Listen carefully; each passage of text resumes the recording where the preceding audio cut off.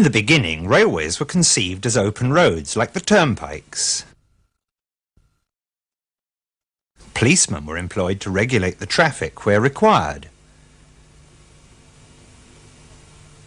However, as locomotives and rolling stock developed and became heavier, it was realised that some effective means of spacing the trains was required. A system of time interval was developed using line-side signals. The railways soon found to their cost that this system had inherent dangers and that a space interval, or block, was what was really needed.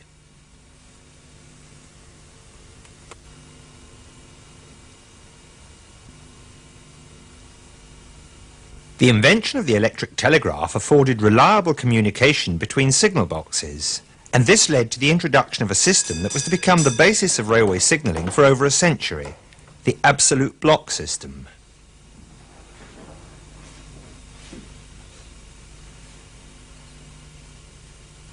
Let's have a look at how the absolute block works. The signal box at A has a home signal and a section signal. The section of line between these two signals is known as station limits. In advance of this section signal, the line as far as the home signal at B is known as the block section. Only one train may ever occupy this block section at any one time. This then is the basis of the system. As at A, the line between the home signal and the section signal at B is also known as station limits. Of course, either A or B might have more than two stop signals for each line. In such case, station limits extends from the outermost home signal to the section signal. Each signal box has a distance signal. This cautionary signal, placed at a braking distance from the home signal, can only be cleared when all the stop signals for that line have already been cleared.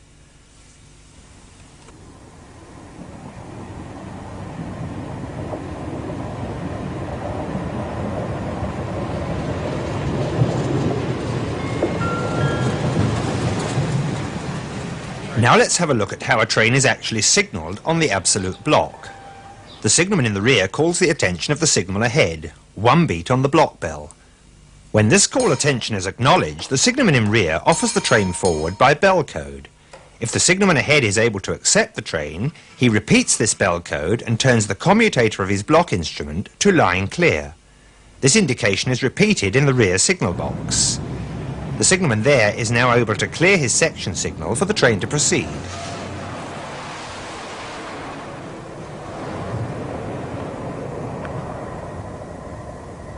When the train passes into the block section, the rear signalman sends the train entering section bell code to the signalman in advance, who acknowledges and turns the commutator to train on line.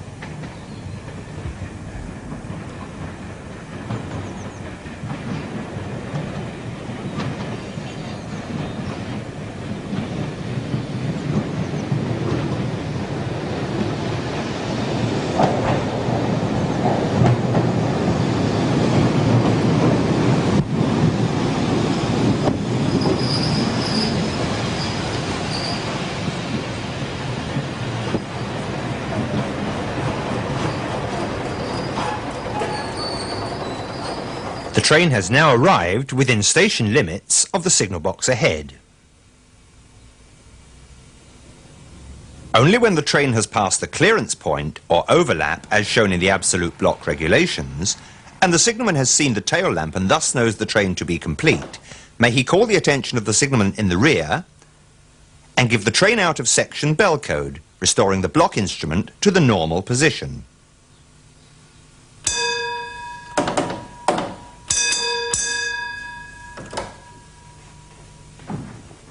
He may now accept another train. If the block section would be so long as to unduly extend the headway, a special signal is used to divide the section into two parts. This signal is called an intermediate block home signal and is usually controlled from the signal box in the rear. An intermediate block home signal can be identified by a rectangular white plate bearing a vertical black band.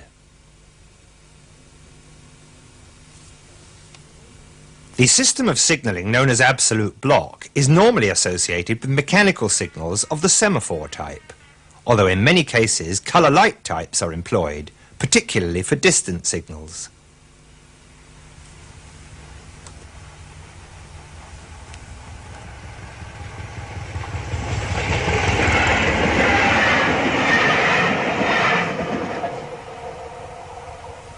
Let's begin by looking at some mechanical signals. Most common are the semaphore types known as upper quadrant. The signal arm is horizontal when the signal is at danger, or in the case of a distant signal at caution, and is raised through 45 degrees when the signal is cleared. A less common type, found principally on the western region, is the lower quadrant type, the arm of which is horizontal when the signal is at danger or caution, and is lowered through 45 degrees when the signal is cleared. Mechanical signals are usually operated by a system of wires and pulleys, and the actuating levers in the signal box are interlocked with each other as well as with those operating the points, so as to prevent conflicting movements being signalled in error.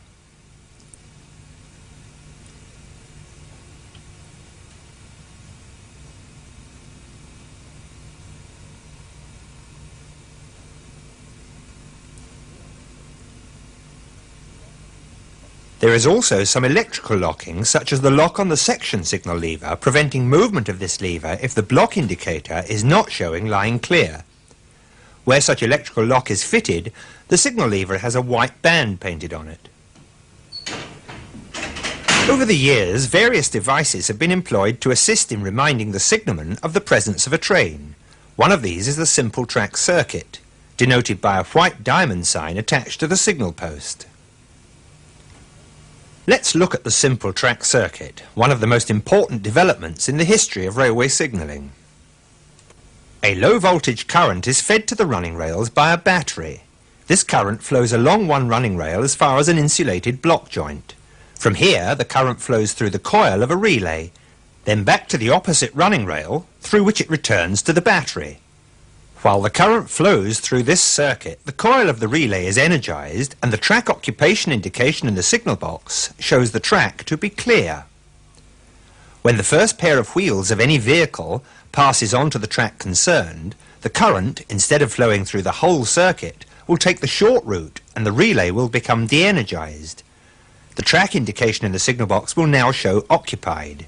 If, for any reason, there is an interruption in the flow of current through the track circuit, caused, for example, by a broken rail, the track indication will show occupied. It is therefore a fail-safe system. If the relay is used to switch the aspects of a signal placed in the rear of the track circuit, we have a simple automatic signal. Now the occupation of the track circuit is not only indicated in the signal box, but the signal is automatically restored to danger behind the train. When the train clears this track circuit, the relay will become re-energised and the signal will, once again, show a proceed aspect.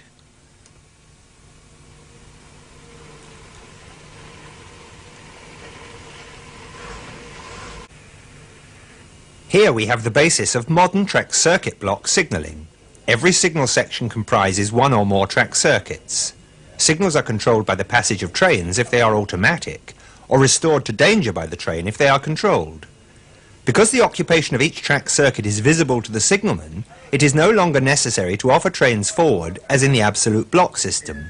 They are simply described forward to the next signalling centre. As with the simple track circuit, the system is fail-safe. Any interruption in the flow of current through the track circuit will result in the replacement of the protecting signal to danger. Although mechanical signals are still to be found in some track circuit block areas, the system is almost universally associated with multiple aspect colour light signalling. This may be of the 2, 3 or 4 aspect arrangement according to line speed, signal spacing and headway characteristics. Let's have a look at the sequence of aspects displayed by each of these arrangements. In 4 aspect signalling we have a green aspect, line clear. 2 yellow aspects, preliminary caution, expect to find the next signal exhibiting a single yellow. The single yellow aspect, caution, tells us to expect to find the next signal at danger. The three-aspect arrangement has no provision for displaying preliminary caution, the sequence being green, one yellow, and red. Certain areas have multiple aspect signalling of the searchlight type.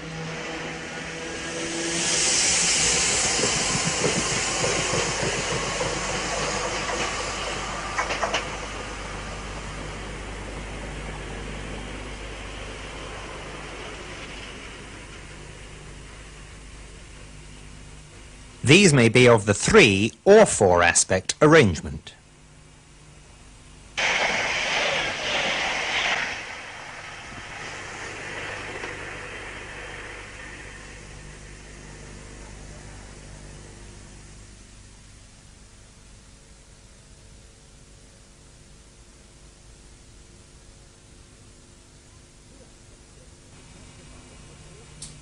Two-aspect signalling does not provide for a cautionary aspect on stop signals, and therefore these signals are preceded by a two-aspect colour light repeater, sighted at braking distance in the rear. The colour light repeater displays either a green or single yellow caution aspect. Where any stop signal cannot be sighted at a distance by the driver, perhaps because of curvature or an overbridge, a banner repeater signal is provided. Most of these are of the mechanical type, although some have been replaced by the fibre optic display. When the black band is displayed at 45 degrees, the signal ahead is showing a proceed aspect, either cautionary or clear. When in the horizontal position, the signal ahead is at danger. Now let's take a look at how signals are identified. The automatic signal, the one controlled purely by the passage of trains, is identified by an oblong white plate bearing a horizontal black band. The semi-automatic signal, which is normally controlled by the passage of trains but can be controlled from a signal box or ground frame when required, is identified by an oblong white plate bearing a horizontal black band above which is the word semi. The controlled signal carries only a plate indicating the signal box prefix letters and the signal number. Finally, the colour light repeater is identified by a plate bearing the number of the signal which it repeats, accompanied by the prefix D or suffix R. Lines operated by track circuit block may be unidirectional in the usual way, or they may be reversible, that is to say, signalled in both directions.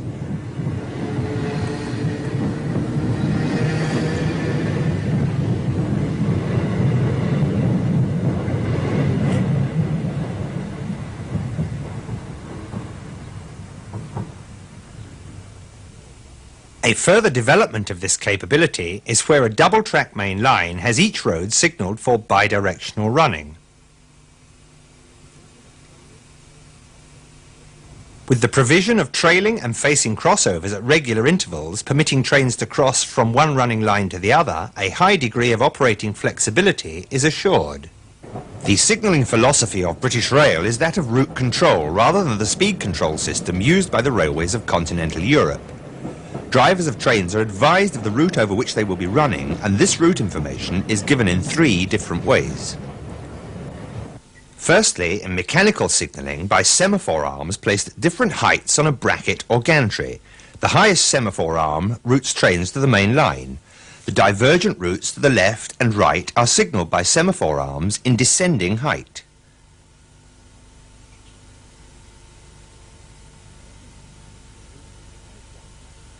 Secondly, by means of groups of 5 white lights above the main signal head, angled to conform to designated positions.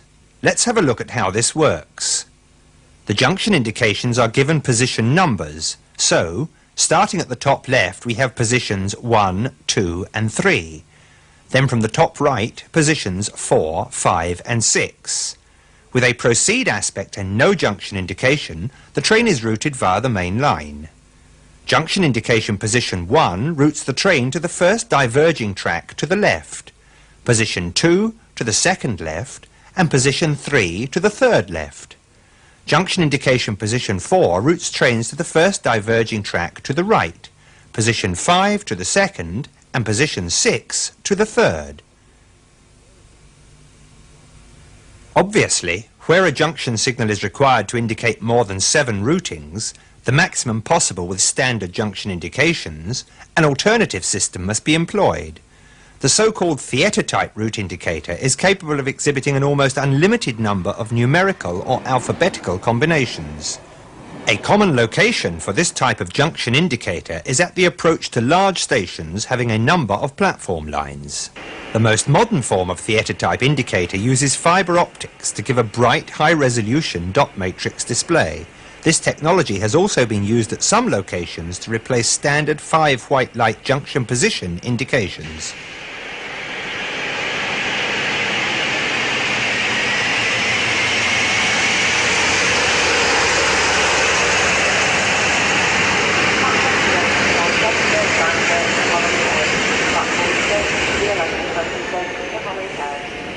An R or RA indication is also given at some platform starting signals to give authority to the driver to start the train.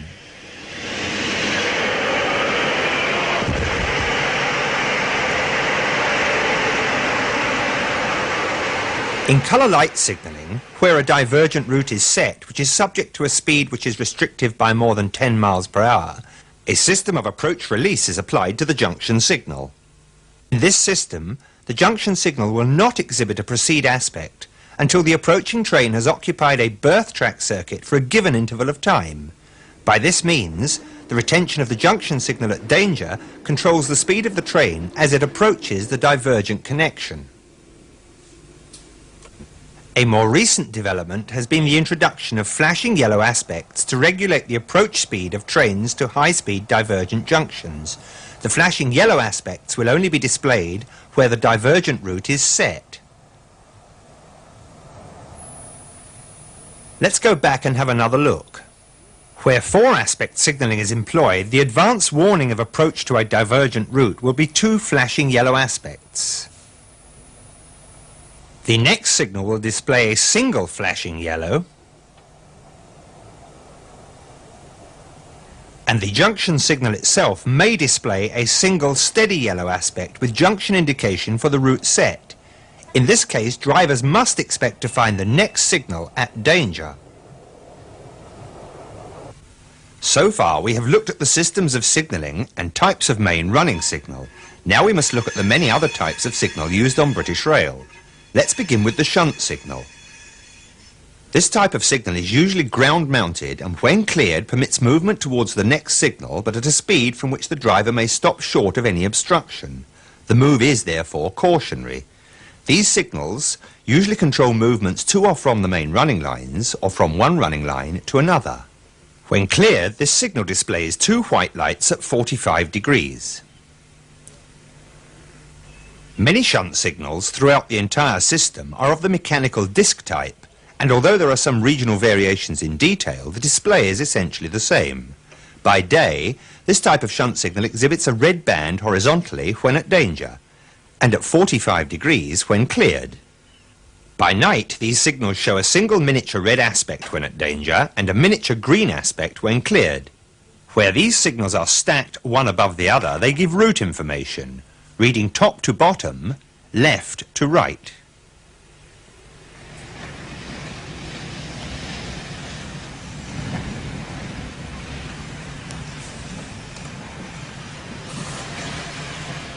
Before leaving the shunt signal, we must look at a special form of this signal often placed at the outlet of a yard or depot. This special type of shunt signal, if of the position light type, displays 1 yellow and 1 white light horizontally when at danger. However, when in this position, the signal may be passed by a driver making a movement within the yard or depot. It is only necessary for the signal to be cleared for a movement towards the main running lines. When cleared, of course, it displays 2 white lights at 45 degrees.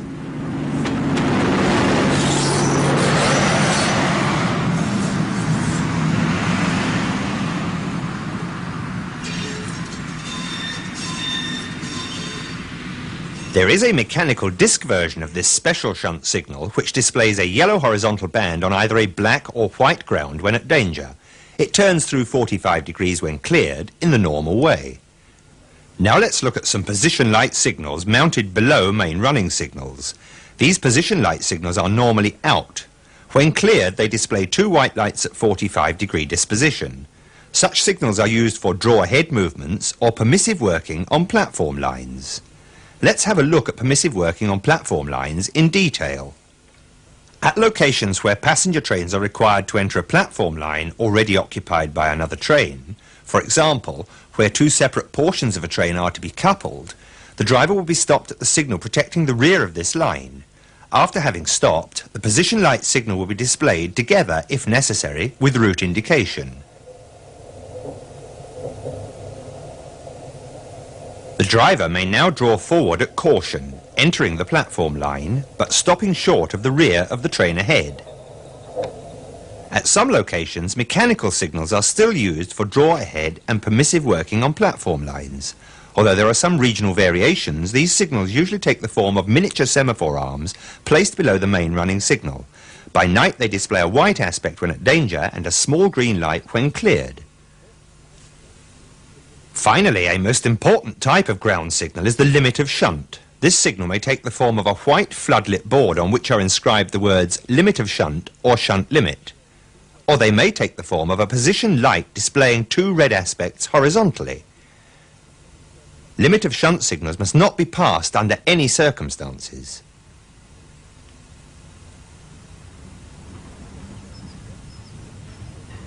Many years ago it was recognised that some form of repetition of the signalling was necessary in the driving cab. British Rail developed the automatic warning system to satisfy this requirement. Where the automatic warning system is provided on track circuit block lines, the approach to each signal is marked by two magnets in a housing in the 4-foot way. The first of these two magnets is permanent, and via a receiver mounted on the train, it provokes a caution indication to sound in the cab in the form of a horn tone. However, if and only if the signal is showing a green aspect, the second magnet and electromagnet will be energized, preventing the cautionary indication from taking place and provoking instead a bell to sound. Together with these audible indications, there is a visual indication placed on the driver's control desk called the sunflower. When passing over each AWS housing, the permanent magnet will cause the indicator to display yellow and black segments. If the second electromagnet is energized, the signal will display a green aspect. The indicator will change to an all-black display. When the cautionary horn tone sounds, the driver has 3 seconds to cancel this indication by depressing the AWS cancellation button. Should he fail to do so, the system will provoke an emergency application of the automatic train brake.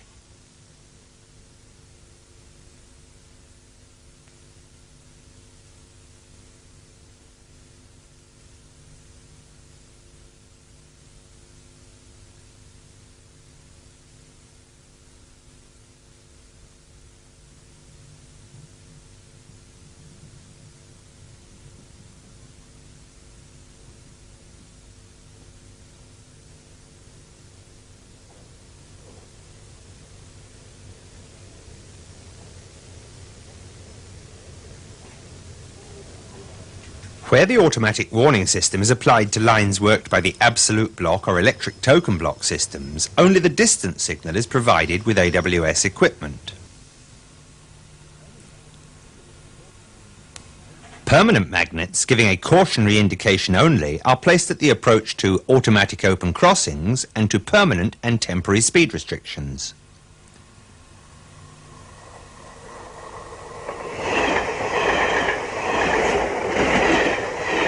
On single lines where the AWS equipment may be approached in the wrong direction, a line-side indicator is placed to advise the driver that he will need to cancel a cautionary horn tone. On certain urban passenger lines, predominantly those operated by London Underground and Merseyrail, a mechanical means is provided for provoking an emergency brake application should a train pass a signal at danger. This system is known as the train stop, and consists of an air-worked T-piece alongside the running rail. Normally held in the raised position, it is lowered by compressed air when the signal clears to a proceed aspect. A device mounted on the train, called a tripcock, should normally be in the set position, pointing down so that it will come into contact with any raised train stop. The tripcock is a simple device which, if struck by a raised train stop, will vent the train brake pipe air to atmosphere, causing an emergency brake application. Because the train stop is held in the lowered position by compressed air when the signal is cleared, it is a fail-safe system. To ensure that all trains working over train stop fitted lines have their tripcocks in the set position, tripcock testers are positioned at strategic locations. The occupation of an approach track circuit causes the TT display to become illuminated.